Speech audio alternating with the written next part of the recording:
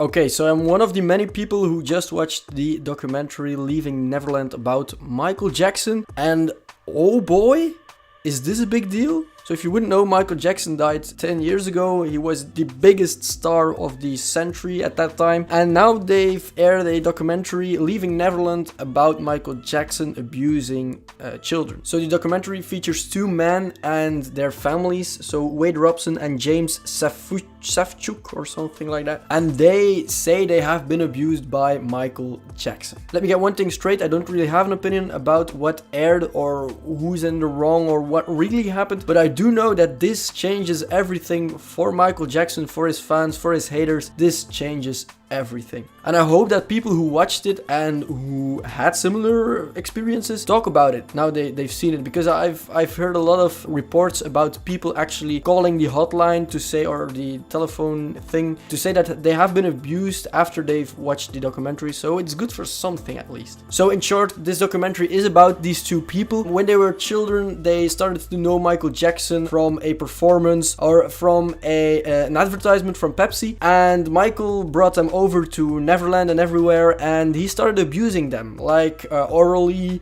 all kinds of stuff with his penis, and it didn't sound that good for Michael. And after the documentary aired in a lot of countries, music stations are pulling the music from Michael Jackson from their record list or their playlist. So it's really not good for Michael. At this moment, there really are two sides to the story. There's the side that backs the two persons who got in the documentary, who say that it's finally proven that Michael Jackson abused children. And there are the people who really back Michael Jackson, and there's a hashtag MJInnocent, Michael Jackson is innocent. And those are people who try to collect facts about the two persons who were in the documentary to say that it's fake what they said. So for example, this one over here about the Michael Jackson allegations you won't find in Leaving Neverland. First thing, accusers Wade and James both previously swore under oath that their relationship with Michael Jackson was never inappropriate or sexual, and maintained this under rigorous cross-examination. Okay, I understand completely that it wasn't sexual or abusive or anything like that. I don't know when they said this, but maybe they didn't experience this as a kid, that it was sexual or abusive. If you ask a 5-year-old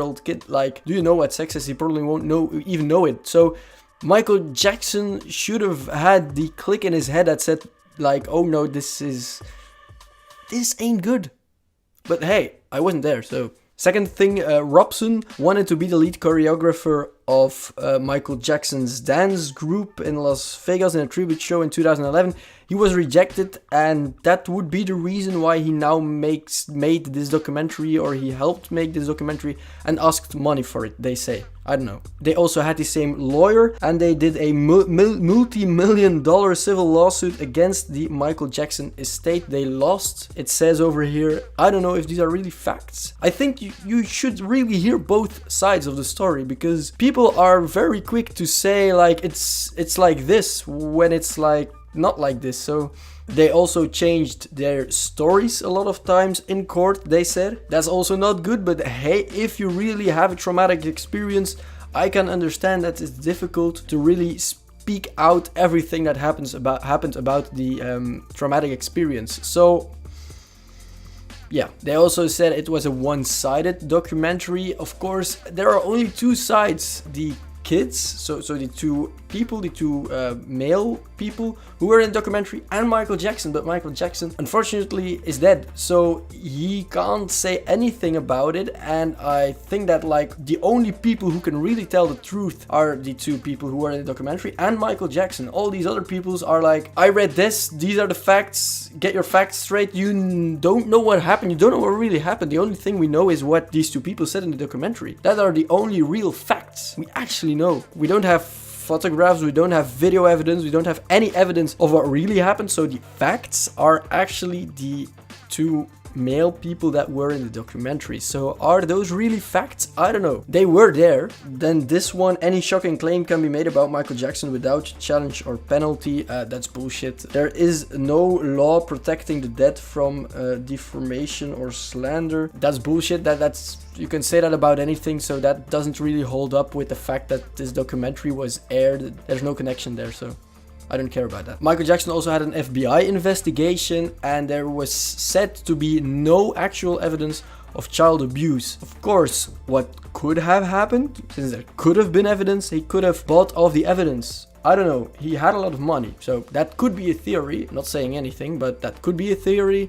Maybe they just didn't find the evidence. I'm playing the advocate of the devil right now. Maybe he hid it, the evidence. I don't know, maybe they didn't search enough. Maybe they didn't search at all. Maybe this is something people are making up. I don't know. I haven't read anything like from official sources, so some things though are a bit weird. Like they talk about Michael Jackson in the documentary like it was his friend. Of course, he was his friend, but if he really did all these kinds of things, I wouldn't sitting there like, ha, it was so much fun at Neverland. Oh yeah, he abused me, by the way. So that's what I find a bit weird. I also saw that comment on Twitter. Someone said that as well, that it is weird that even the mother and the grandmother and all those people are like really happy to talk about Michael Jackson. Did they forget what happened? Okay, but on the other side, if there is smoke, there probably also is fire, if you know what I mean. Like, they won't be saying this just for slander, or for money. Something probably happened, even if he did not sexually abuse these little kids. He was a bit weird, to be honest. I didn't know him, but he was a bit weird.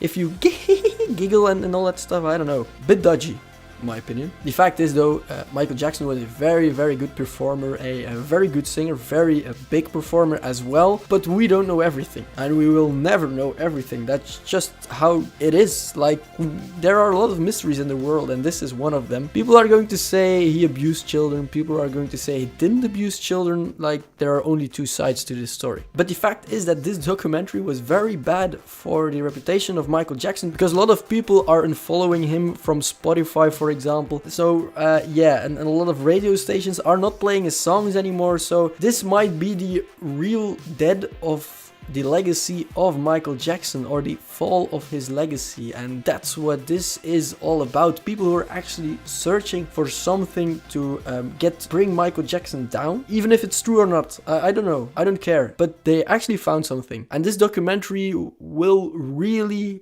hurt the legacy that Michael Jackson left.